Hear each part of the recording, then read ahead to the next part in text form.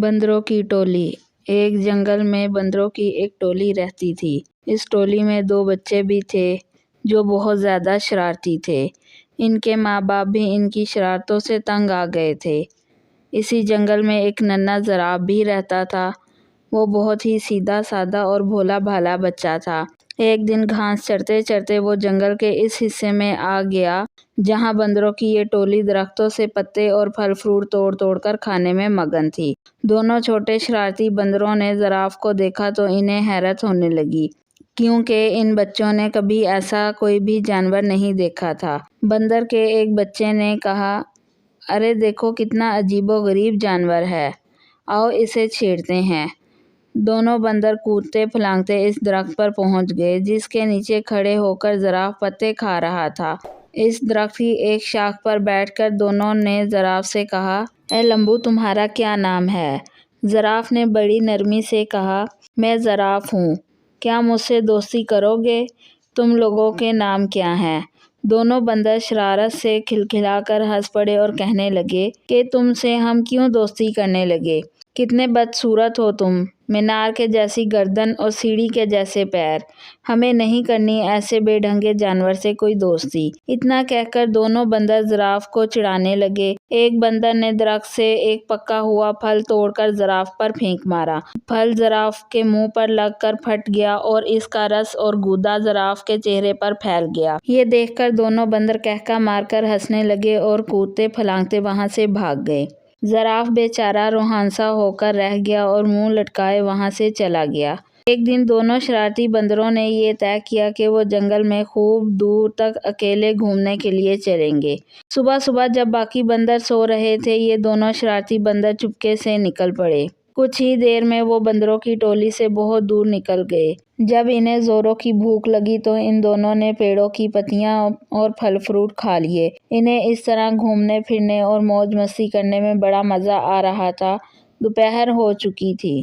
وہ دونوں گرمی سے بچنے کے لیے ایک درخت کی ہری بھری شاخوں پر جا کر بیٹھ گئے۔ اس درخت کے نیچے ایک شیر آرام کر رہا تھا۔ پیڑ کے آس پاس ایک بڑا ہرا بھرا میدان تھا۔ میدان کے کنارے ایک ندی بہہ رہی تھی۔ بندر اس سہانے منظر میں ایسا کھوئے کہ انہیں اس بات کا احساس ہی نہ ہوا کہ یہاں ایک شیر بھی موجود ہے۔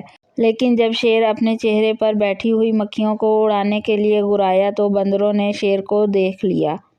شیر کو دیکھتے ہی وہ بری طرح ڈر گئے۔ کچھ ہی دیر میں انہیں یہ محسوس ہوا کہ ہم درخت کے اوپر محفوظ ہیں کیونکہ ان کے اندر شرارت کوٹ کوٹ کر بھری ہوئی تھی، اس لیے یہاں بھی انہیں شرارت سوجنے لگی۔ ان دونوں شرارتی بندروں نے آنکھوں ہی آنکھوں میں اشارہ کیا اور درخت کا ایک پھل توڑ کر نیچے گرا دیا۔ پھل سیدھا شیر کی ناک پر گرا۔ شیر نے غصے سے دھاڑتے ہوئے ادھر ادھر دیکھا۔ جب اس نے اوپر کی طرف دیکھا تو اس کی نظر بندروں پر پڑی۔ بندر کھی کھی کر کر ہنس رہے تھے لیکن وہ زیادہ دیر تک نہ ہنس سکے کیونکہ شیر آپے سے باہر ہو رہا تھا۔ اس نے گرج دار آواز میں دھاڑتے ہوئے کہا، کیا تمہیں معلوم نہیں میں اس جنگل کا راجا ہوں؟ فوراً اس درخت سے نیچے اترو، میں تم دونوں کو کھا کر اس گستاخی کی سزا دوں گا۔ بندروں کو پھر ہنسی آ گئی۔ انہیں یقین تھا کہ ہم درخت پر محفوظ ہیں۔ شیر ان کو اس طرح دوبارہ ہنستے ہوئے دیکھ کر غصے سے آگ بگولا ہو گیا اور اپنے پیروں کو سمیٹ کر اسپرنگ کی طرح تیزی سے اچھلا۔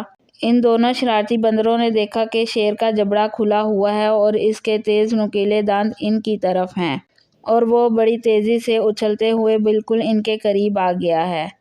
دونوں بندروں کے تو ہوش ہی اڑ گئے اور ان کی ساری شرارت دھری کی دھری رہ گئی اور وہ دونوں ڈر کے مارے ایک دوسرے سے بری طرح لپٹ گئے۔ شیر نے چھلانگ تو بہت اچھی لگائی تھی لیکن جس شاخ پر وہ دونوں بندر بیٹھے ہوئے تھے شیر وہاں تک نہیں پہنچ سکا۔ شیر نے دوبارہ زبردست چھلانگ لگائی۔ بندروں کی حالت بڑی پتلی ہو گئی تھی۔ وہ ڈر کے مارے چیخنے چلانے لگے لیکن وہاں ان کی پکار سننے والا کوئی بھی نہیں تھا۔ وہ تو اپنی ٹولی اور اپنے ماں باپ کی اجازت کے بغیر بھاگ کر آئے تھے۔ اس درخت کے آس پاس کوئی دوسرا درخت بھی نہ تھا کہ وہ چھلانگ لگا کر اس پر چلے جاتے اور نہ ہی اس درخت پر جس پر وہ دونوں بیٹھے ہوئے تھے۔ اونچائی کی طرف کوئی مضبوط شاخ تھی جس پر جا کر وہ بیٹھ سکتے۔ یوں سمجھ لیں کہ شرارتی اور نافرمان بندر آج بری طرح پھنس گئے تھے۔ وہ اس حالت میں تھے کہ انہیں کچھ سمجھائی نہیں دے رہا تھا کہ یکا یک ان کے کانوں میں دھیمے سے آواز آئی کہ گھبراؤ مت، میں تم دونوں کو یہاں سے نکال لے جاؤں گا، چپکے سے میری گردن کے سہارے میری پیٹھ پر اتر آؤ۔ وہ کیا دیکھتے ہیں کہ ان کے ٹھیک اوپر درخت کے پتوں کے درمیان اسی زراف کا سر نکلا ہوا تھا جس کا ان لوگوں نے کچھ دن پہلے خوب مذاق اڑایا تھا۔ بندروں نے ایک دوسرے کو شرمندگی سے دیکھا کہ آج وہی زراف ہماری جان بچانے کے لیے تیار ہے۔ اس زراف کو اس دن کی شرارتوں اور مذاق وغیرہ کا ذرا بھی خیال نہیں ہے۔ دونوں بندروں نے اپنی نگاہیں نیچی کر لیں۔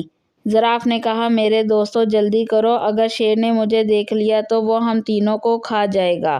بندر اب ڈرتے ڈرتے زراف کی گردن پر پھسلتے ہوئے اس کی پیٹھ پر سوار ہو گئے اور زراف انہیں لیے ہوئے تیز رفتاری سے وہاں سے کھسک گیا۔ شیر کو پہلے تو پتہ نہیں چل سکا کہ کیا ماجرا ہے، لیکن جب اس نے زراف کی پیٹھ پر سوار ہو کر دونوں بندروں کو بھاگ نکلتے ہوئے دیکھا تو اس نے دھاڑتے ہوئے ان کا پیچھا کیا۔ بندروں نے پیچھا کرتے ہوئے شیر کو دیکھا تو ان کی جان نکلنے لگی اور وہ بری طرح چیخنے چلانے لگے۔ شیر پوری قوت کے ساتھ بندروں کو پکڑنے کے لیے دوڑ لگا رہا تھا اور گرائے جا رہا تھا۔ زراف نے بندروں کو سمجھایا کہ ڈرنے کی کوئی بات نہیں، اب تم دونوں بالکل محفوظ ہو، شیر مجھے کبھی نہیں پکڑ سکتا۔ اور سچ مچ ہوا بھی ایسا ہی کہ زراف نے شیر کو کافی پیچھے چھوڑ دیا۔ ایک محفوظ جگہ پر پہنچ کر زراف رک گیا، بندر چھلانگ لگا کر اس کی پیٹھ سے نیچے اتر گئے۔ تب زراف نے ان دونوں سے کہا، اس دن تم دونوں نے میری لمبی گردن اور میری ٹانگوں کا بہت مذاق اڑایا تھا نا، آج دیکھ لیا نا کہ انہی کی وجہ سے تم لوگوں کی جان بچ سکی ہے۔